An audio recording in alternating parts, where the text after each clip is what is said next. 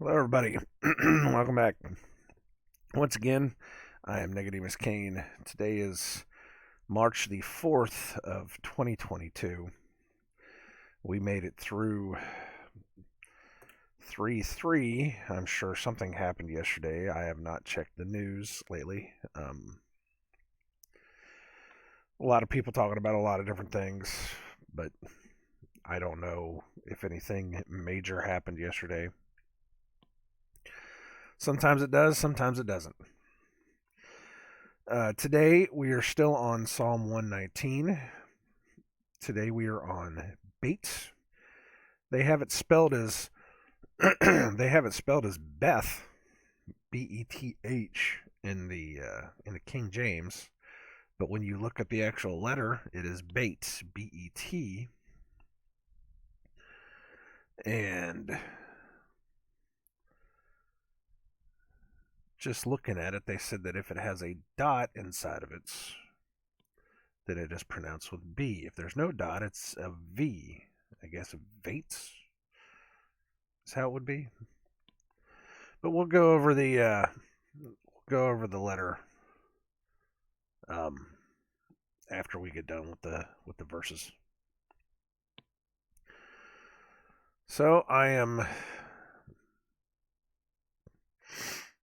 sitting here waiting for my nose to start acting up. Again, it didn't start acting up until I actually got my headphones on and started looking through how to pronounce this letter, and then opened up my Bible, and now it's kind of getting to me. It still feels like I have something going on in there. So we're going to hope that we can get through this without having any problems. So let's go ahead and read this. This is Psalm 119. This is BETH. Wherewithal shall a young man cleanse his way? By taking heed thereto according to thy word. With my whole heart have I sought thee. O let me not wander from thy commandments. Thy word have I hid in mine heart, that I might not sin against thee. Blessed art thou, O Lord. Teach me thy statutes. With my lips have I declared all the judgments of thy mouth. I have rejoiced in the way of thy testimonies, as much as in all riches. I will meditate in thy precepts, and have respect unto thy ways. I will delight myself in thy statutes. I will not forget thy word. All right. And it seems, what's it, 8.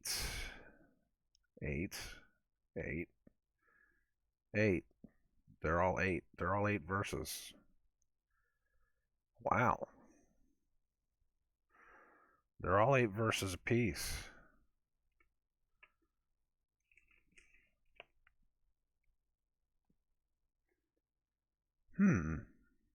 That's interesting. All the way through. 8 verses apiece. Cut into 22 sections. That's interesting. It's interesting to know. There's probably some kind of numerology going on there. If you feel like you need to go through and check that out, please feel free. I don't want to get into the numbers right now. I could very easily, but I don't want to. So let's go back over through this again. It's not much to really grasp onto, but we can talk about it like we do. I'll probably find something, and then I'll probably find a tangent, and I'll probably go down that tangent, and then we'll forget where we were to begin with, anyways. So, starting from the top of this again. Wherewithal shall a young man cleanse his way? By taking heed thereto according to thy word. How can you get any better? It's by following the word of God. With my whole heart have I sought thee. O let me not wander from thy commandments. Let nobody tell me that I don't have to follow your commandments. Thy word have I hid in mine heart, that I might not sin against thee. And that is something that it actually says will happen later is that God will put his word and his commandments in our hearts and in our heads and our minds whenever we are saved. There's a lot of times. Oh, I got a sneeze coming up. What in the world?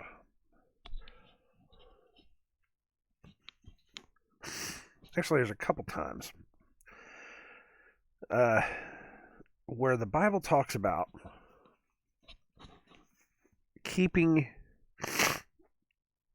Sorry about that. Right in your ear. But keeping the words, keeping the commandments safe and hidden, keeping your prayers hidden uh, from the world, from going into your prayer closet to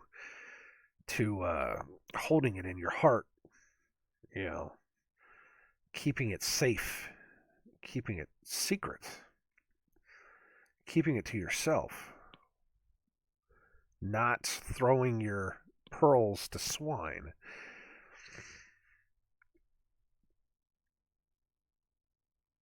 And that's something that I need to look into. that's I've seen that before though. Thy word have I hid in my heart. It's in here a couple different times in similar ways as to not just you know not just to give it out to everybody, to hold it to yourself. I mean, we're supposed to preach the word of God to the people that can't hear it. That's fine. But you hold it, you keep it. You keep it safe in your heart. You keep it in secret to yourself. You don't give that out to anybody else. It almost makes it seem like it's different for each person, and each person has to hold on to it for themselves. They have to take this thing, and when they get it, that is theirs. They have to hold on to that. Now, I know that there's so many people that have so many, you could say favorite verses. You could say, what I read this, chapters that I love, and that people will say they have that. Maybe that's part of that is that you have to hold on to that certain section, that certain part that brings you closer to the Father. Maybe that's what's part of it. I don't know. I don't know. I'm just trying to. I am just a guy that's just reading the Bible, and I'm just seeing that, and I'm trying to put two and two together.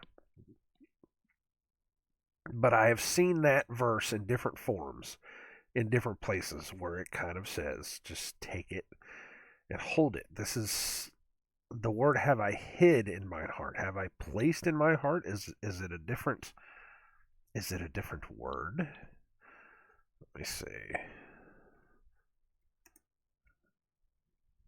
Oh, not 199. Holy smokes.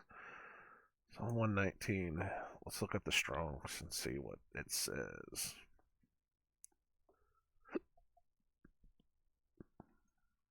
I get the hiccups too. I didn't drink enough water last night. But it's taco night. Thursday is taco night, and I try to force myself to drink a lot of water because my wife makes tacos very spicy because I like it spicy. And if I don't drink a lot of water, I wake up in the morning and feel like crap. So I should have drank more water yesterday. To hid, to hide, treasure, to store up, to treasure. That word have I stored up in mine heart, have I treasured in my heart, to lie hidden, to lurk, to be hidden, to hide. So it is about hiding. By implication, to hoard or reserve, specifically to protect. Well, okay, maybe it's to protect, to treasure.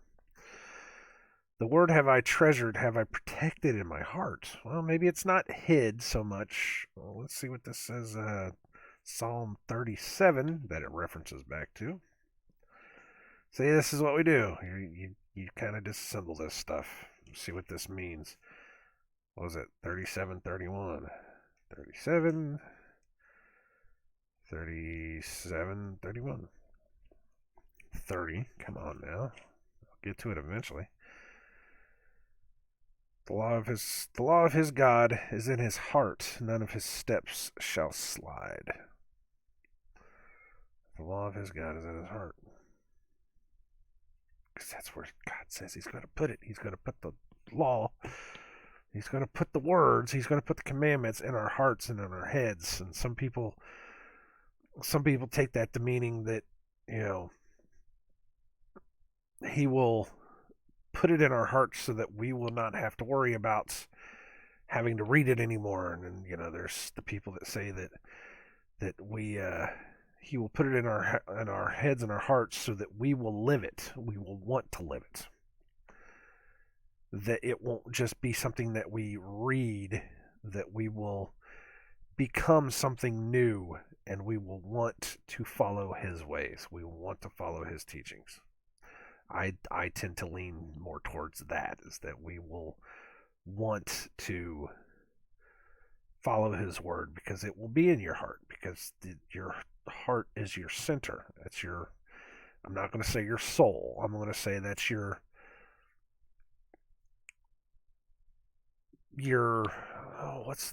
something better than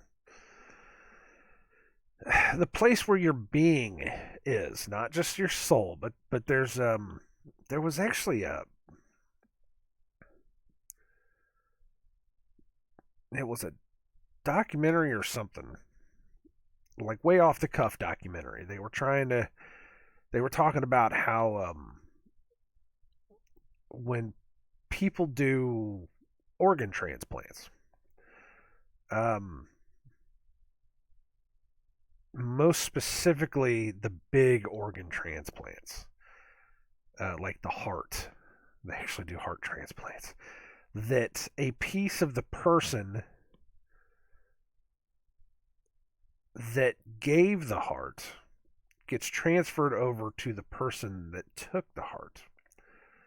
So much so to the point that you would consider that the heart is what stores the memory, is what stores what that person was. Because they were talking about somebody that was I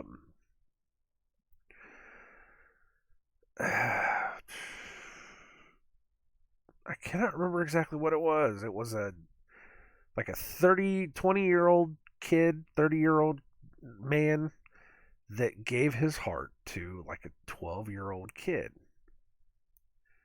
Or something like that, something similar to that. And as that kid grew up, as that boy grew up, he started changing. His parents were saying, before the heart transplant, he was a completely different person. When he came back to the other side, when on the other side of the heart transplant, he was a completely different person. He was acting different, talking different. He actually went to the parents of the boy or the man that gave him the heart, and they said he acts like our kid. It's one of those weird kind of things. I'm getting, I'm not really getting goosebumps right now, but I'm getting kind of that feeling of, just talking about it. But like there was something to it. They were talking about this, how they were saying how uncanny it was that this kid was acting just like their son. And as he grew up, this was, several years later, as he grew up to be a teenager, to be, a little bit older, it was almost like he was starting to look like him too. Like this kid like completely took over the features and the mannerisms and everything of this boy that gave him the heart. And they said, thankfully, the boy that gave him the heart, the man that gave him the heart that died, was such a loving and kind spirit, because if he would have been any other way, this kid would have grown up terrible. But this kid grew up with that loving and kind spirit, the same kind of spirit that this guy had that gave the heart. And part of the documentary was kind of saying that, how do we even know? We say that, the brain holds these memories. The brain holds this understanding just because we see some blips on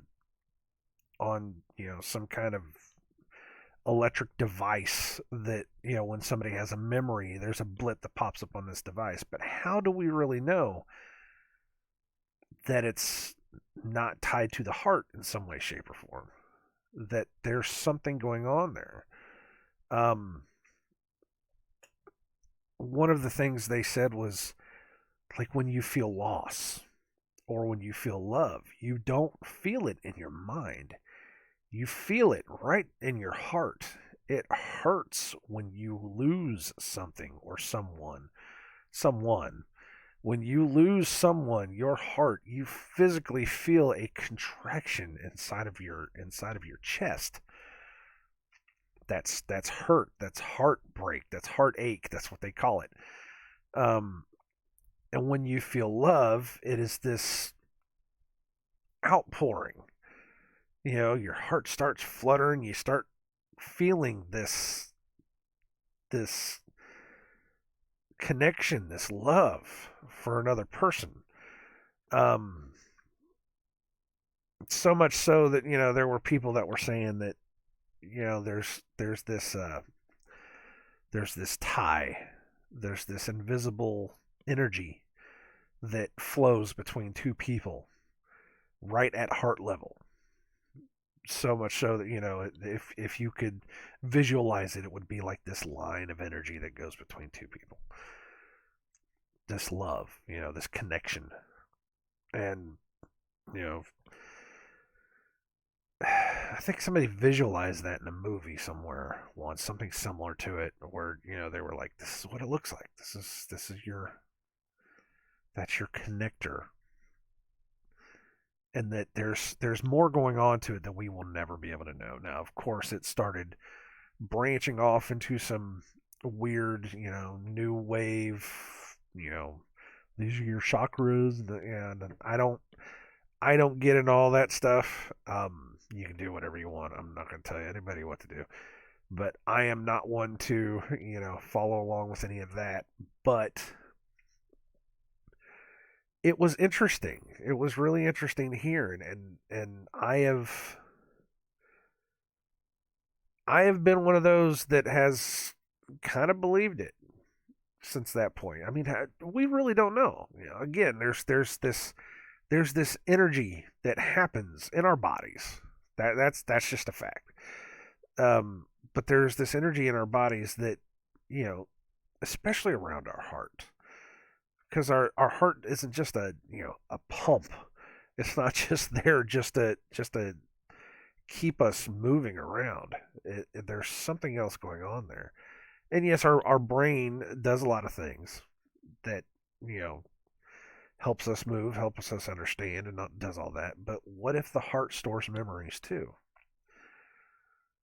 So when you read the Bible and it says, hide this in your heart, what comes out of a man's mouth, what comes out of a man's heart is what defiles him, not what goes in.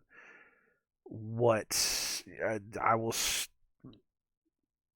store the word in your heart and in your mind. There's something more to it.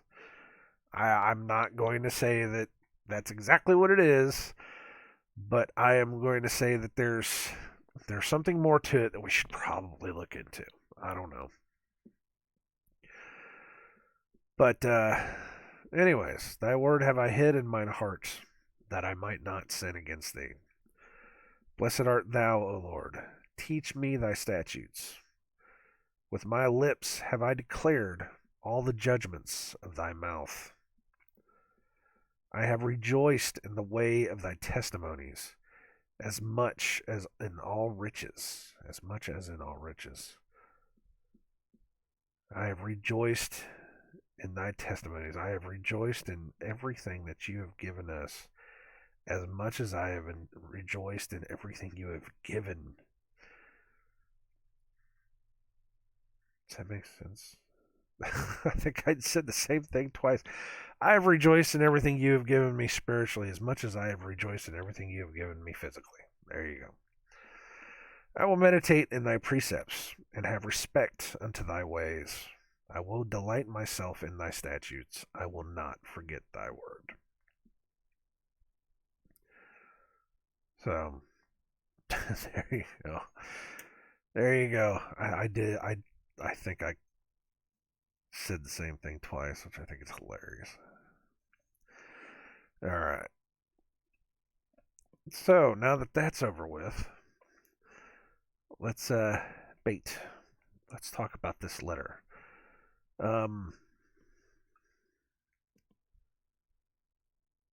Bait. Let me see. Where's the first letter of the Hebrew Bible is bait rather than an aleph? Well, really? One sage thought that this is because the letter bait connotes power. Connotes. That's not a word that I've seen used very much.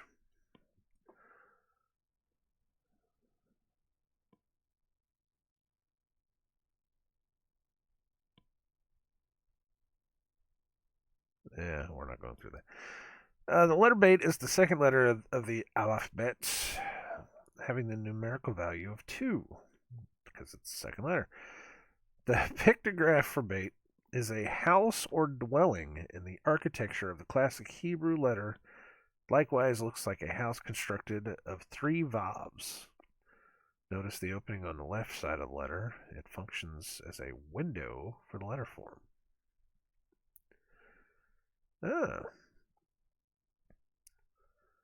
So I remember the one video series, whichever it was, that that one woman was talking about how the first one is an ox. The pictograph was an ox. The second one is a house. And let me see if I can.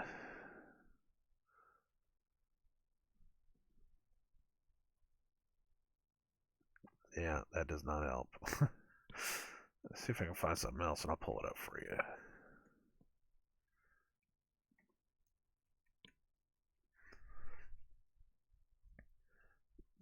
Why did I click news?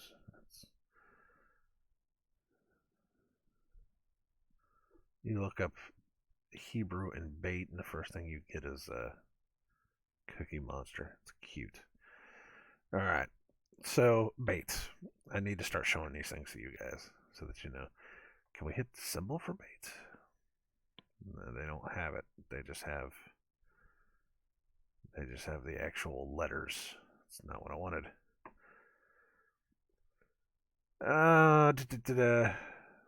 But you can see they say it kind of looks like the corner of a house. So, but here, I don't know if you guys can see this, and I can't zoom in on that. Do they have pictograph on here? Let me see if I can do pictograph.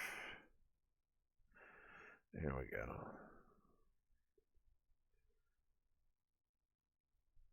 Well, that one's only slightly better, slightly bigger. I don't know if you guys can see that or not. So whenever she was talking about it, you can kind of see it right here if you can see it at all. Sorry if I'm moving everything. I'm trying to find a better picture of it. Maybe this one? Maybe. So it reads from right to left. It doesn't read left to right. So right to left, there is the ox. That's the first one on the top right. And the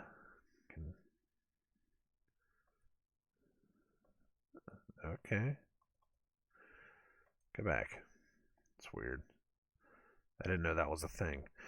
But the first one is the ox, which is the aleph. The second one is the bait, which they are saying is the closed house. Now they were saying it is a closed house like that I'm almost afraid to see where this leads us. The ancient paleopictographic Hebrew language. What? No, here. This is a little better, though. You can kind of see it a little bit better. Bait is the second one. Apparently, the what, ninth one? 6, 9. The ninth one is the X-Men. Um, but sorry, I had to do it. I had to do it. I'm sorry. I'm sorry. Anyways, the the way that this is set up, that it's like a house. And they said they that's the way that they think that they used to set their houses up whenever they were moving from place to place, is that you would have the main room, the main bedroom would be the closed in area, the entirely closed in area, and there would be a curtain that they would have that they could draw. And then what they would have is the big open area would be maybe possibly either a dining area or a cooking area or something, some kind of a, some kind of an area they would have, and then they would have another bedroom on the corner of the open area or within the main hallway. That would be where the man would sleep, because he would have his wife sleep in the protected chamber. This is for a house. This isn't like really for a tent, I guess. This is for a house, the way that they used to have the houses set up. The woman would sleep in the protected chamber with the walls. The man would sleep out in the hallway. That way, if anybody tried to come in, he would be awakened first so that he could protect her and the children.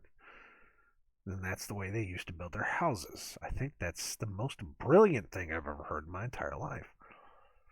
But that's the way I heard it. Now, is that true? I don't know.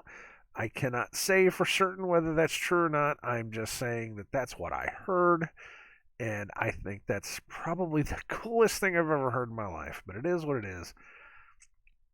But that was what the one woman was trying to teach us. So, that's the way I kind of learned it. So, the pictograph for bait is a house or dwelling, and the architecture of the classic Hebrew letter likewise looks like something like a house constructed of 3 vavs. Notice the opening on the left side of the letter functions as a window for the letter form, which is this, a window, open. And then it gets into this kind of stuff, and this does this whole thing in Kabbalistic literature. As soon as you start saying Kabbalistic, I turn off. It's because we do not follow Kabbalistic. But there are other things that we could probably look into.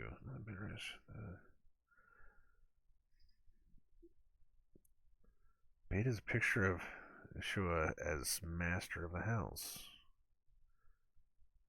See, Beta is a picture of Yeshua as a master of the house, and that's what I was saying with the way that it's set up, is that the head of the house would sit at the beginning of the opening because he's protecting the house. The master of the house always sat at the head. Note that the word is derived from the Shoresh, Rosh, okay, which means head or chief.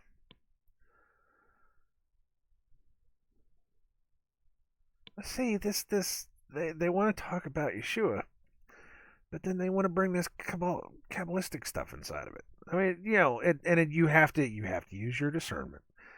You have to use your discernment on stuff like this. I am definitely not going to say you need to start worrying about Kabbalistic anything, but if this gives us just enough we may be able to understand what's going on. I'm going to at least try to pull stuff out to be able to use it.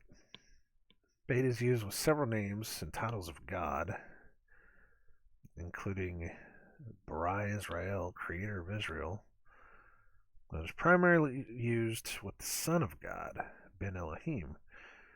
Interestingly, if we combine the name for Father with the word for Son, we have the word even, meaning stone. That's interesting. Even I'm probably pronouncing that way wrong. is the rejected stone and pictures the Lord Yeshua, either way.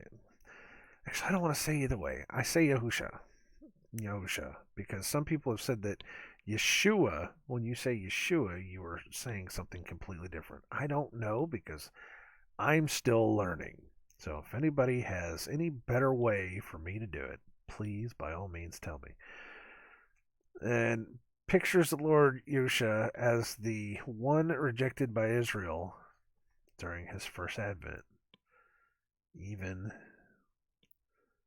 Mouse is the rejected stone. So if you combine the name for Father, which is Av, and the word for Son, which is Bin, you get the word even, meaning stone. That is awesome. It's a beautiful language. It really is. Bait is a picture of the Son of God. The word for create in Hebrew is bara, and I'm probably not doing that guttural enough. Bara, and the Aramaic word for son is bar. If we separate the letters within the word for bara, we will have bara aleph, which points to the Son of the Father. Thus we have, in the beginning was the Son of Aleph, the Son of God. There you go. The pictograph for bait is that of a tent or a house. Again, there's that. I wonder if there's any other stuff that I can.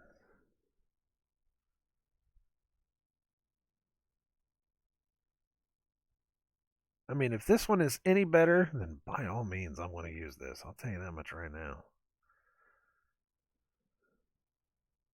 They spell this different. I think that's probably just pronunciation. Man, there's a lot of stuff going on here. There's so much stuff going on this website. I can get lost very quickly. Anyways, that's pretty much all I've got for you. If I try to go any further than that, I'd start getting more and more lost. You never know. Turn that back on. All right. So that's that. So yes, it was a house, and they said that it's like I said, the master of the house would sleep in the front room, and then the wife and the children would sleep in the protected rooms in the back room. And I think that was more of a house. I think I have a feeling that tents were a little bit different. I was thinking the other day we were watching 1883 again. We saw the series finale of that. Good show. I wish they'd do another season of that. That was a good show. But while I was watching it, they had some Native Americans in a village that they were trading with, and they had their teepees set up, their tents, and it struck me, and I don't even know why it struck me then, and it's never struck me before, that the teepee is considered to be one of the best ways to set up a tent possible. I mean, we have our old school craptastic, tents that used to have the bars that used to hold up the four corners, and then the bars had to be connected at the top. I'm thinking about like the old school. I'm a kid of the '80s, so we didn't have the dome tents that we had in the '90s. And we had a couple of dome tents, but we never really had many of them. We had the old school metal pole, canvas monsters that took you an hour and a half to set up. But a teepee doesn't take you that long at all. You just need to set up 4 sticks and then wrap a cloth around it, and you're pretty much done. I've seen them actually set up the big tall ones, and it's pretty amazing how they just go straight up like it's nothing. And I kind of stopped and I said, that would be the easiest way to pick up and move if you were in the wilderness for, let's say, 40 years. That would be the easiest way for you to pick up and move from place to place if you were following a pillar of fire by night and if you were following a cloud during the day. Especially if you had millions of people that you just took on exodus from slavery. And I started thinking about it. It's like, a teepee is not that far away from a dome tent. It wouldn't take much to bend over the sticks a little bit more and turn it into a dome. And following along with what Rob Skiba and the other, I can't remember who it was that he said turned him on to the idea that the tabernacle that they had when they set it up could have very well have been a dome instead of a big rectangular box with a bunch of fabric wrapped around it, however many times. Following along with that, they could have been living in dome tents. They could have been living in teepees for all we know. I think it would have been a lot for them to decide to pick a place to stop, set up this square rectangular room in a very specific way so that they could have this to where they could protect the woman here and the man could sit here. I think the pictograph for BETH is more of a symbol for a house. I think that it's more logical if you're talking about a tent that they probably were using teepees or domes, probably more teepees. Because again, it's an easy thing to set up. It's an easy thing to tear down, and all you really need is, I mean, some of the big ones, some of the big elaborate ones are like 6 poles, 8 poles, but really all you need is like 4 poles and some fabric. You just wrap it around and you're done, with an opening, and there you go. You can set a fire up inside of it, and you have everything right there. It's like the most amazing piece of practical architecture ever.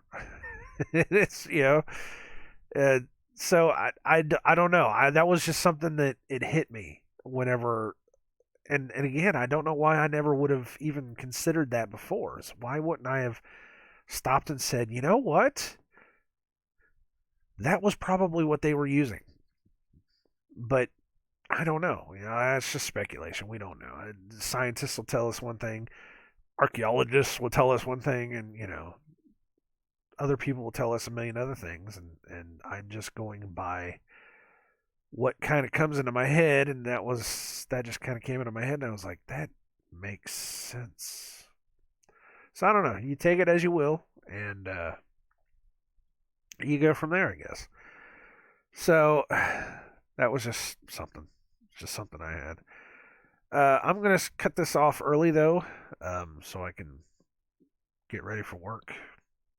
It is a Friday, so I am feeling it. I am definitely, I am definitely feeling this week. It, I need to get a better office chair. This office chair is terrible. I thought I was getting something good by getting it's a big size gamer chair, and I was looking for something that not only would support my weight because I am a bigger dude, but I would fit in. So I had specific dimensions that I needed it to be so that it's not cramping me in. And I got this chair and it was really good for a while. I didn't like the way that they had the cushion, but it was all right. I bought another cushion for it, and it was pretty good, for a while there. And then it has now gotten to the point to where it just hurts. So I am feeling it. Um, so I've already told Angie I need a new chair, and she can inherit this one if she wants this one, or we can give it to her granddaughter. Either way. But other than that, I am going to stop. It's like I said, I'm feeling it. Uh, outside of that, um, outside of, outside of that, I'm getting the new Gran Turismo today. It should be coming in the mail. Um, I still play video games, guys. I know I've said that before. I still play games, so I'm getting the new Gran Turismo 7. So it's I will be playing racing games all weekend, and I know I said it in the last video, and I'll say it again. There will be some video game videos coming. I don't know when. Just know that they are incoming. So anybody that listens to these videos, those probably won't be for you. If they are, they will be. But I'm not making them. I'm not making them to get back into making video game commentaries. I'm just doing it as a memory hole for myself. Just something that I wanted to have for myself. So, anyways, I will talk to y'all later. God bless everyone. Take care of yourselves, and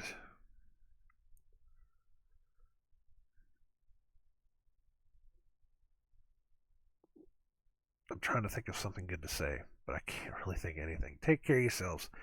Read your Bibles, and pray for the full armor of God. Full armor and protection of the Father. There you go. All right, I shall talk to you guys later.